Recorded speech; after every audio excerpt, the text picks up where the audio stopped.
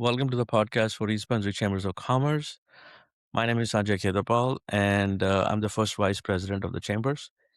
And what I do is I have a digital marketing agency, Marketing Markers. And Sanjay, I'm so excited to join you on the Chamber podcast today. I'm Amy Denholtz Lewandowski. I'm the owner of Jazzercise East Brunswick and Jazzercise Hillsborough. And I'm also the secretary to the East Brunswick Regional Chamber of Commerce and board of directors. And today we are here to talk with you about imposter syndrome and what it is, what experiences we've had with it, or how we feel about it. And I will start us off by just saying that when I was initially approached about discussing this topic, I didn't feel that it truly resonated with me professionally or personally, because I think there's a difference between self-doubt and imposter syndrome. And I think it's very easy for everyone to doubt themselves at times, but imposter syndrome goes a little bit deeper. And Sanjay, I know we got to talk about this a little bit before our recording, but we have some interesting discussion points today. Yes, we were just talking about and saying that you, Amy, being a perfectionist, I mean, having a self doubt, saying that, listen, I want to get everything done one shot, right, no errors, something like that. That is something which will hold you back and start having a self doubt. Now, the failure, the fear of failure can cause this kind of thing. And yeah, nobody wants to fail, really. If I have started something, I want to get it done perfectly without any flaws. So I always make a comment to people that failures are good. Failures are part of the process. Failures are not opposite of success. So if you want to fail fast and learn from it, move forward. And if that is something which is kind of holding somebody back, and it is kind of related to an imposter syndrome, that I wanted to be like the best and I cannot fail. I'm a superhuman and I just don't want to do anything about it. But yeah, you know what? Keep that in mind. And I think we might be able to grow faster versus not even start. What do you think? Well, I think there's two things that you touched on that I wanted to mention. And so, yes, I admitted to you, I am a perfectionist, right? I'm driven to check all those boxes, to do my best. I will revise and revise and revise. And at some point, you just have to let something go and learn and grow and move forward. And I really liked your point about we have to learn and sometimes we have to fail. Sometimes we have to trip. I have a young child and, you see them experience learning and they might have fallen down somewhere and you see them get back up, but you also see they might question, oh, like, should I do that again?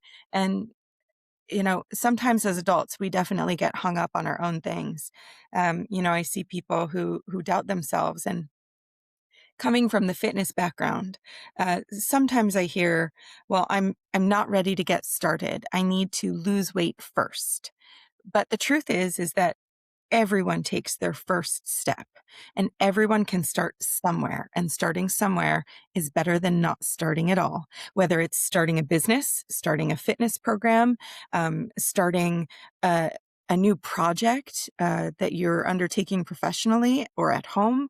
And that first step is really important. But just like you said, you might fail, but you might learn from it. Edison failed so many times before the light bulb. Dr. Seuss was rejected 30 something times before publishing a book.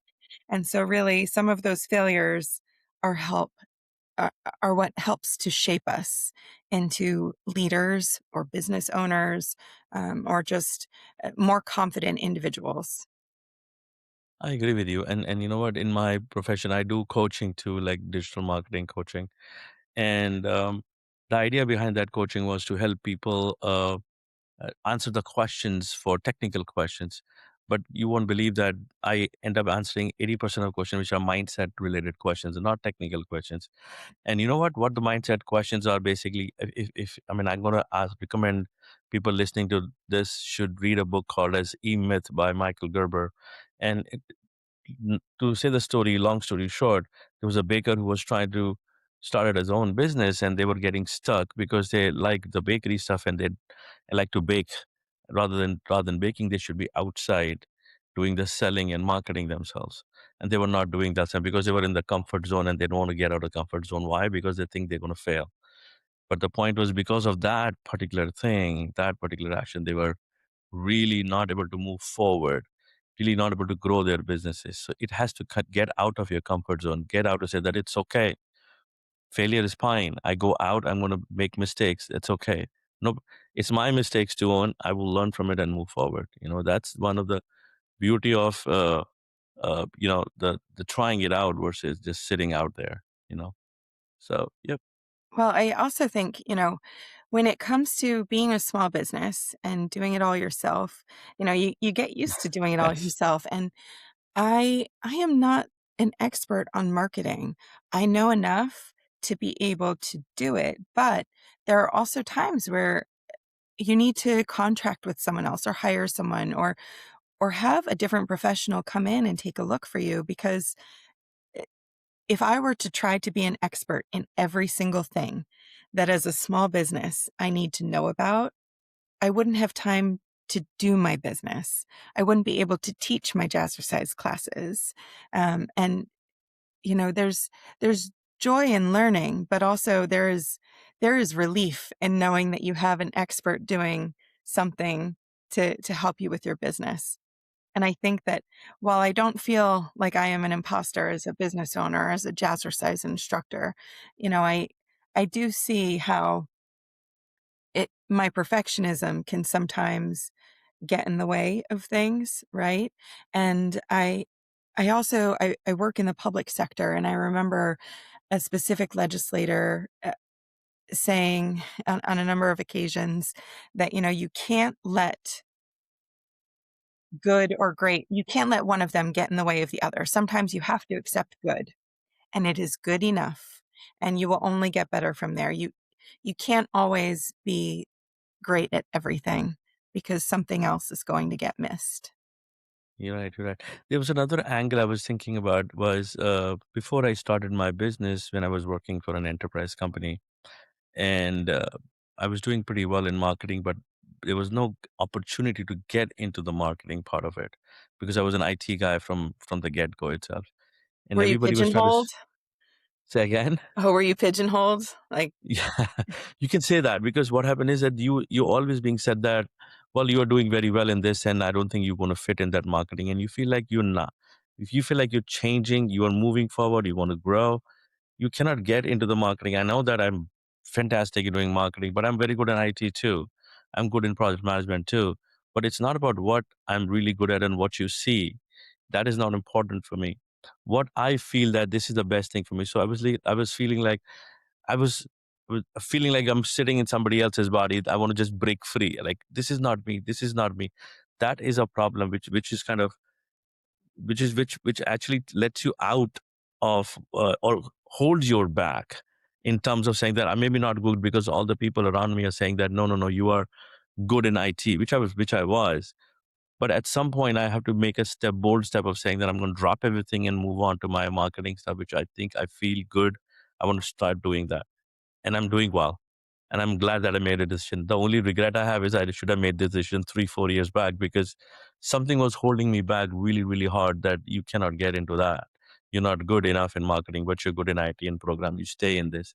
So there's environmental factors, people who are around you sometimes make it difficult for you to kind of move on and you start self-doubting. I'm just going to that point earlier we mentioned self-doubting that I don't know whether I can do that or not.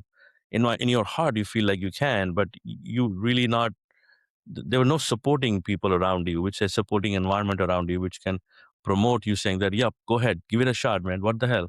You're gonna fail? I It's think okay. you're right about the external factors and that some of those can really contribute to your self-doubt and be part of that imposter syndrome, right? And those feelings of doubt, like, am I good enough? Am I worthy? Those are pretty deep. And it's not just one thing that gets you to move forward from that.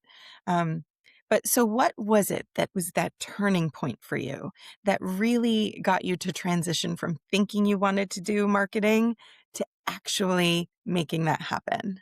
So it's an interesting question. What happened was during pandemic, I saw a couple of neighborhood shops shutting off. I was still working as an enterprise and not started my own work. And what I did was I went to that bagel shop and realized that these guys were not working, but they're going to shut down and file bankruptcy probably.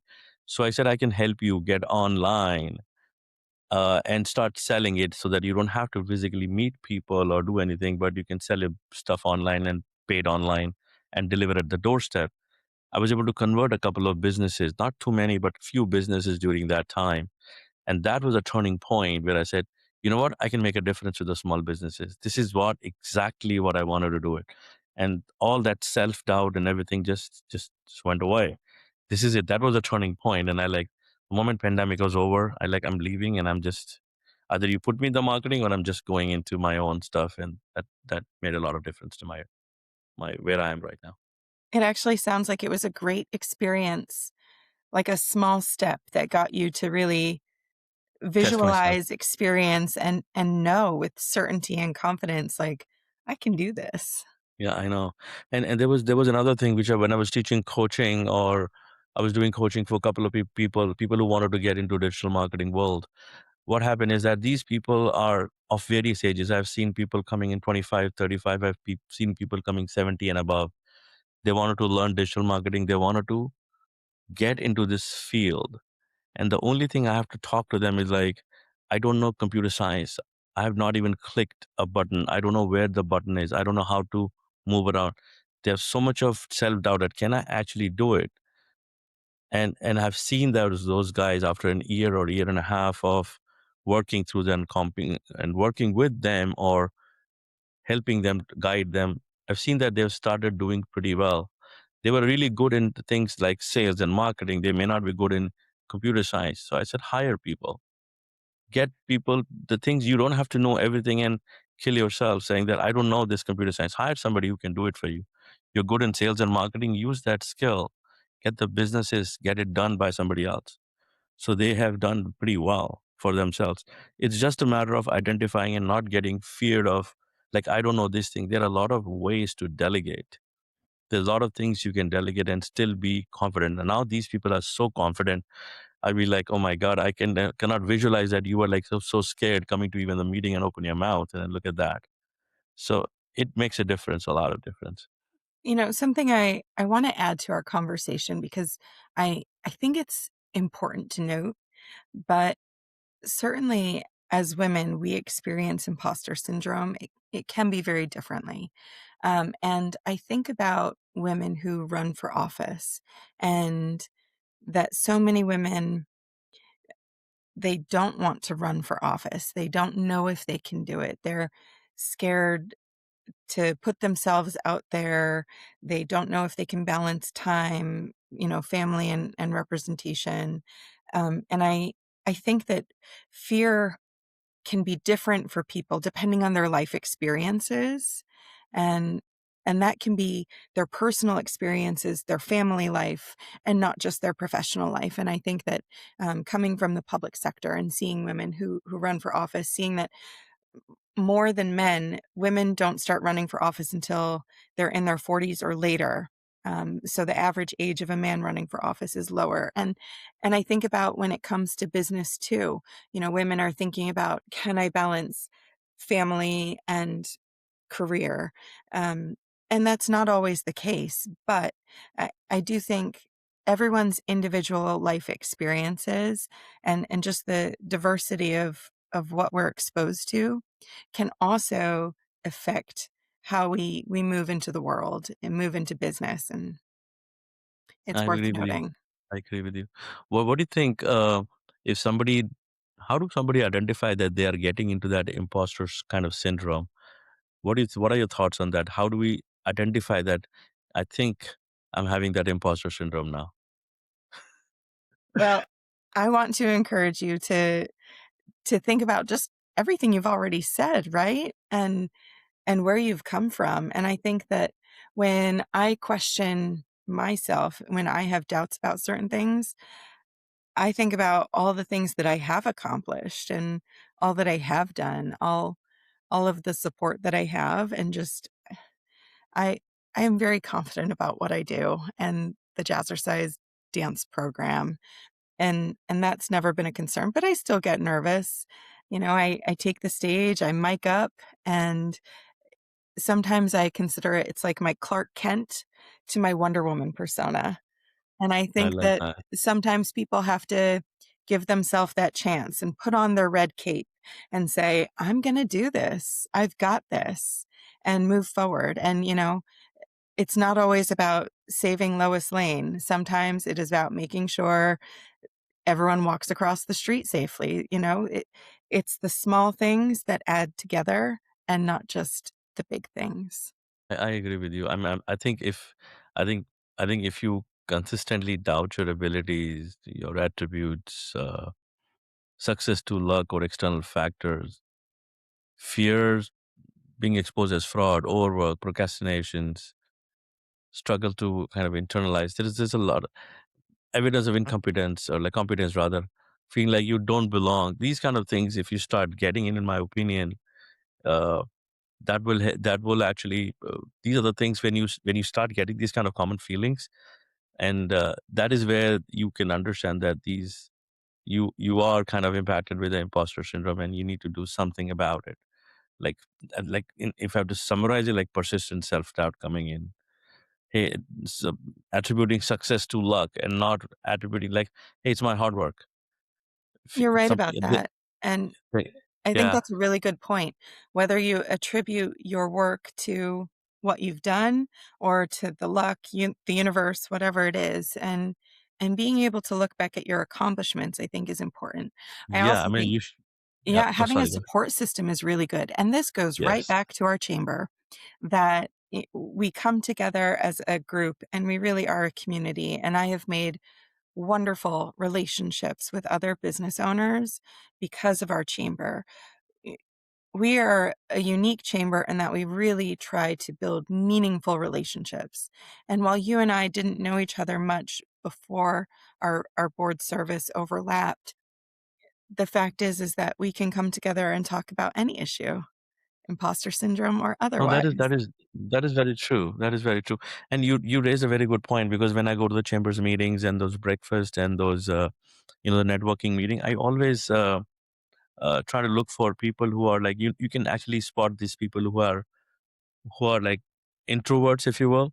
It's not that they are incompetent or anything. It's just that they're not talking in public.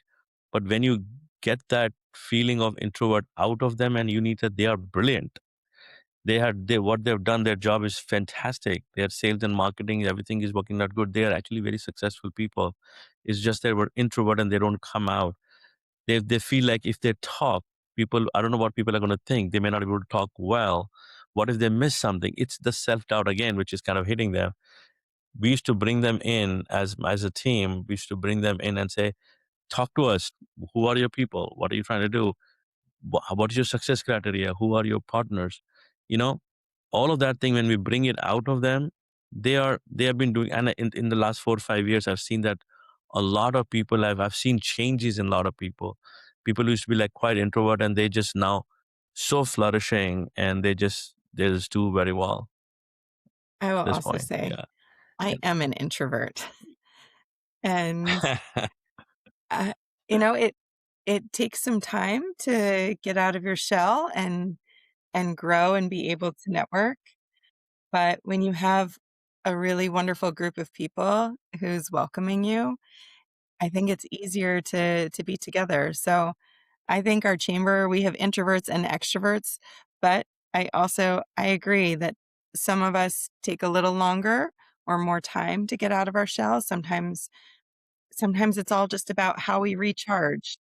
I have so many like, networking hours in that I can get in, and then I need to refill my cup. this is a great conversation, Amy. I love it all the way through, and it's very important that we pass this on to a lot of people. I think we have a lot of people in our chambers who might be struggling with this one. But let's, in the next chamber meeting, let's talk and let's find these people and make a difference. I'm so glad we got to have this discussion, and I can't wait to see you at our next chamber event.